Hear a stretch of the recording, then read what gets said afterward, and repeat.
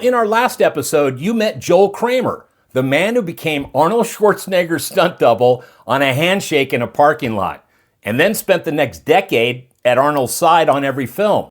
But doubling a star and designing action for an entire movie are two very different jobs. And the directors Joel worked with, well, some of them were brilliant, some of them were dangerous. When I asked him which ones were the hardest to deal with, he didn't even hesitate. John McTiernan, I did Predator and Lost Action Hero with. Guy's not a nice person. Predator was McTiernan's big film. Joel was doubling Arnold in the jungles of Mexico outside Puerto Vallarta near the Guatemalan border. And from day one, Joel and Arnold had McTiernan's number. Arnold, myself, we just drove this guy nuts. And we used to call him old Lemonface because when he was trying to communicate with you, he'd go. And Arnold goes, "What's he doing?" I said, "I don't know, but old Lemonface is thinking." But McTiernan wasn't just annoying. He was dangerous. And on the last week of shooting Predator, Joel found out exactly how dangerous. The last week of that filming, if you remember Predator, I came off a 130-foot waterfall to the water, out to where the water pool actually was. It was 15 feet deep. And we had these two cables that went up to a little board that I sat on. These effects guys are hand pulling me up. You know, this is a stunt you do once. Joel did the stunt. He nailed it. And then they told him they missed it.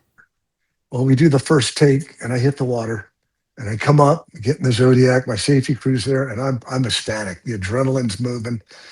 And the first AD and John McTiernan come up to me. They go, "We missed it on 2 of the 3 cameras." I go, "You have to be freaking kidding me." So I do it again. Perfect. I watch them. Now, before I go, I'm noticing, I'm looking down. Why are they moving cameras? I go, "This mother freaking lied to me. He got the shot, and now he's getting more angles." So I hit the water, come up fine, and they go, 3 of the cameras were out of focus. And I'm going, this is bullshit. But I had to go a third time. And I called our Mexican effects guy over, Chovy. I said, "Chovy, yes, Senor Kramer, why did you not stop at my mark? Senor McTiernan told me to keep going higher." You don't listen to Senor McTiernan. He doesn't care about me or anybody else on this crew. This is a safety issue. So the third time is I come out of the flip out, you get your legs locked in, and I'd hit the water and I'd pike like a jackknife. Well, I didn't get my left leg all the way locked in. And as I hit the water, it blew up past my ear and I blew my knee out. I come to the surface and I go to Tony Brubaker and Henry Kinsey. I go, "Get me in the Zodiac. My knee it's like this, it's blown out." They get to the shore and I'm laying back. I'm horizontal and my knee is and we're in the middle of the frickin' jungle. And John McTiernan leans over with a grin on his face, "Worth getting hurt for."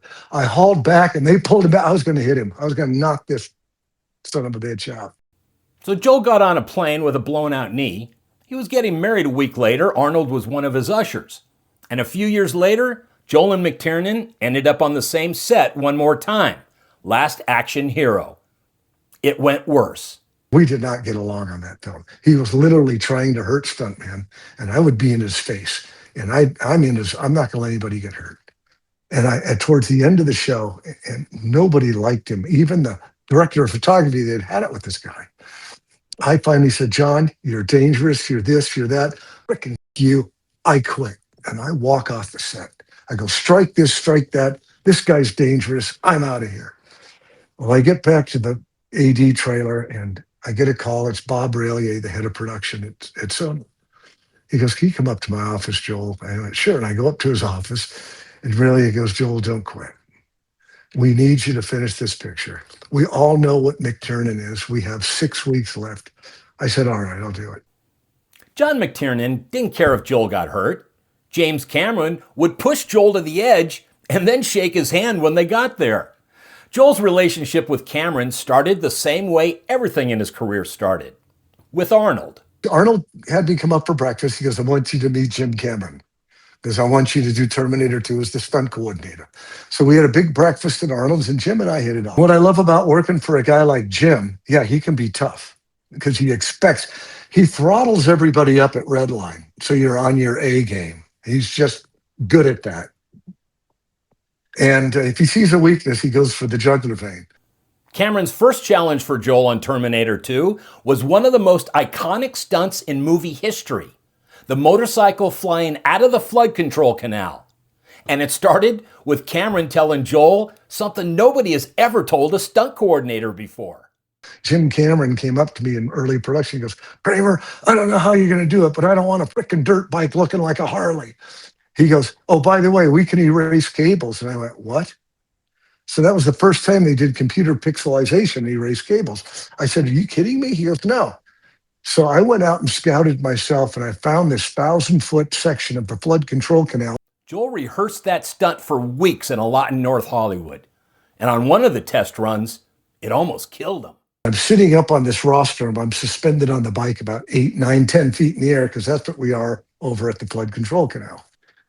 And we've got slack in the cable, and I got on the radio. I said, Scott Fisher, one of the effects guys in the truck, I said, pull up the slack slowly.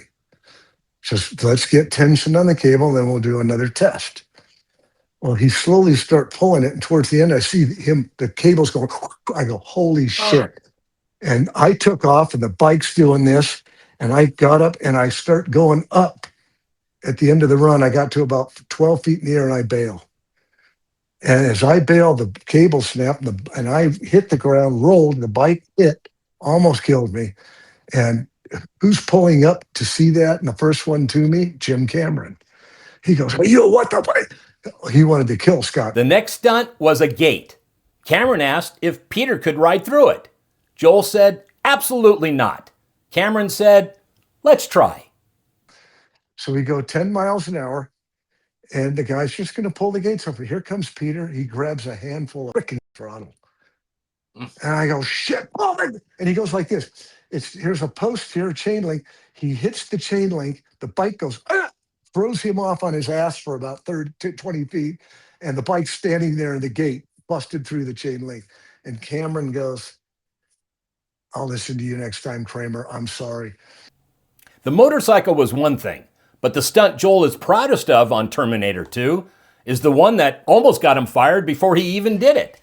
Driving a 10,000-pound van painted to look like a SWAT vehicle through 3 stories of glass on a linoleum floor with 30 stunt people in the way. So we shot that up in San Jose, and there's a reason I'm telling you this stunt. So I've got to come off the street, and I run about 80 feet on this sidewalk before I have to throw the slide, bring this thing through these 3-story front glass windows that are all effects driven to be blown. So I'm rehearsing the guys inside, but for a week prior. Now, there is a big planter that's 6 feet wide, 3 feet high, that we can't remove. And I have to start the slide about 20 feet before I hit the window, because I'm going to drift. And then I'm going to turn and go through. And Jim had a desk put in there. And I had this stunt so dialed in, I could do it backwards in this truck. Joel knew the slide. He knew where the van would end up. And he told Cameron the desk was in the wrong place. Cameron didn't want to hear it. So it comes the day to do it. And I said, Jim, you got to move your desk forward. It's too far back. I'm going to slide inside of it. You want me to hit? He goes, oh, bullshit, Kramer. You're going to go through the back frickin' wall. And when you do, you keep frickin' driving because you're fired, mister. He's screaming at me. And I said, Jim, move it forward. It stays where it is. And I said, by the way, your camera's over here. You have to move them over here. I'm sliding that way. He goes, are you telling me how to shoot my movie? Are you telling me after? And I get this whole dissertation on screen direction. And he goes, I studied physics at Fullerton. And he's giving me, I'm just saying, Jim, I've rehearsed this. This is how it's going to go. And he goes, bullshit. And he gets out measuring tape, and we're doing A, and it dawns on him I'm right. He goes, all right, mister, I'm going to change my screen direction. But like I told you 5 minutes ago, when you go through the back wall, just keep driving to LA. So we get set up for the stunt. He's got the desk, the security desk, too far back. I said, Jim, move it forward. Stays where it is. So we do take 1, and it's a big setup. And I slide, just like I said, inside the thing, and everybody's okay. There's piles of glass all over the place. And Jim comes up to me, he goes, can you do it again? I said, yeah, we can do it again. He goes, all right, we're going to go again. Tommy Fisher, what's your reload time? 3 hours. just reset the glass, get all the explosives in. They clean up, they get it ready. He goes, God damn it, I told you guys, bring that desk forward.